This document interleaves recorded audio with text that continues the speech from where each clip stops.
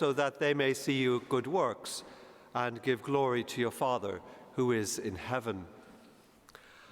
I remember someone telling me many years ago about what a teacher said to their class at school. Speaking about some teenage girls who made the sign of the cross after receiving Holy Communion at the parish Sunday Mass, the teacher declared that people who do that are a bunch of show-offs. I do not know how the teacher had such infallible insight into the motivations of these young communicants. But even if the teacher's verdict was unfair, and I very much suspect it was, it nonetheless reflects a sense that it is wrong to draw too much attention to oneself and whatever virtues one might happen to have. Yet we are told by Christ to let our light shine before others. St. John Henry Newman, in one of his early so-called plain and parochial sermons, preached on part of the gospel passage we have for today. I think he got the balance right by speaking of profession without ostentation. We should be public in our profession, our witness to the Christian faith, but we should do it in a way that is not concerned with drawing undue attention to ourselves in some subtly self-aggrandizing fashion. Our actions should be at the service of the Gospels, not our egos.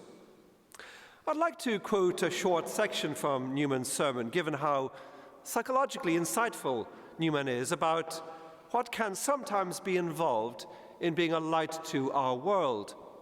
Here's what he says, with, truth be told, a few tweaks from me for the sake of clarity. We sometimes find those who aim at doing their duty in the common course of life who are surprised to hear that they are ridiculed and called hard names by careless or worldly persons. It is as it should be that they are surprised at this. If a Christian sets out with expecting to make a disturbance in the world, the fear is that he might not be so humble-minded as he should be.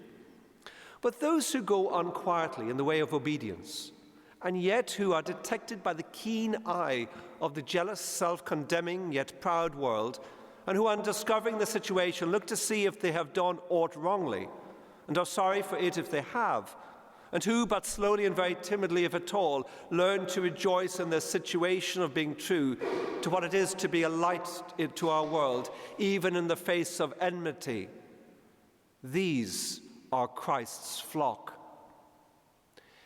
You see, Newman brings out the courage of a quiet perseverance in just getting on with the Christian life in a non-self-regarding, unostentatious fashion.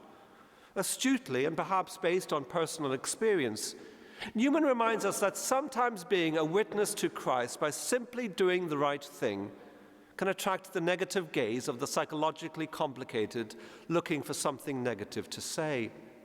I suppose, and it is a strange but not uncommon reality, that sometimes people don't like others ultimately because what is going on in them, and not through the fault of those who are disliked. But if we can remain constant without giving way to meeting like with like when such action would not be for the good, showing something of the judicious forbearance of Christ, and this might be a challenge in certain circumstances, in this way, we can be a witness to Christ and a light to our world. But moving on from Newman, and in the context of the Gospel of Matthew, it seems to me that in speaking of being a light to shine before others, Jesus is not just thinking about what individual women and men do, which was perhaps Newman's main focus, but about how we as a Christian community should collectively be a public witness to Christ. In the Gospel of Matthew, Jesus in effect tells his followers that they are to be the new Israel. Just as Israel has a special role in being a light to show the world in a world of many opposing paths, so too we are to be light bearers to our world. Just as Jerusalem, a city set on a hill, to quote today's gospel reading, is meant to be a beacon to all our world, so too the followers of Christ are together to be a beacon. Again, this should be about drawing people to Christ and not to satisfy any collective self-regarding cravings we might have. But we can say yet more. For Jesus' words about being a light to our world come immediately after the famous list of Beatitudes, which we heard at Sunday Mass last week. Notice that each of the Beatitudes has a certain form. First, we are given the condition of those dwelling on this earth, the stuff of the human condition, those who mourn, those who are meek, those who are merciful, those who are persecuted for the sake of righteousness. Then, joined by a tiny little comma, we have the future promise. For theirs is the kingdom of heaven. They shall inherit the earth. They shall be called children of God. They shall rejoice. In the Beatitudes, we have a reality touched by the cross and a reality that shines forth the light of the resurrection. And cross and resurrection are, as it were, joined by the tiny little comma. I once heard it said that we Christians are meant to live in that space of the tiny little comma, engaged with the realities of human existence touched by the cross, and yet also joined to living by the light of the resurrection. For this to become a part of our lives is not only about what we happen to do, it is also about what we become as human beings. It is about striving towards a state of beatitude, a state of being blessed, not only for ourselves, but also for our world. If we profess the resurrection with our lips, but we conduct our affairs as though Christ were still in the tomb, we will fail to be true to being people of the Beatitudes. We will be a counter-example, an anti-beacon to our world. But if we at least strive to be the kind of people who seek not only to act in certain ways, but also to be men and women transformed by cross and resurrection, people of the Beatitudes who thus care about the pain of the world, but who also seek to live by the light of the glorified Christ, then we are assured by Christ that with his grace we will have a truly transformative impact on our world.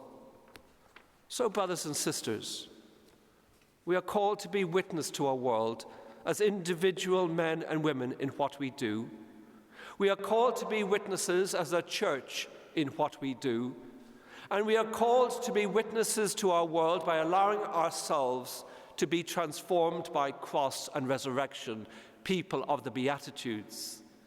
None of this is about ostentation, self-aggrandizement, or shoring up our egos, but it has everything to do with a challenge and a charge graciously laid on all our shoulders, yours and mine alike. And it is also a sign of trust in us. Jesus is saying that we can all be worthy of being ambassadors to Christ, a light for our world, in whatever state of life we might be in, regardless of what talents we might possess or not possess. Ultimately, and it boils down to this, we basically need, first and foremost, to seek to be the women and men God calls each one of us to be, and to be faithful to that. In this way, we can be a witness to Christ and a light to our world, a guide and encouragement to those seeking their way.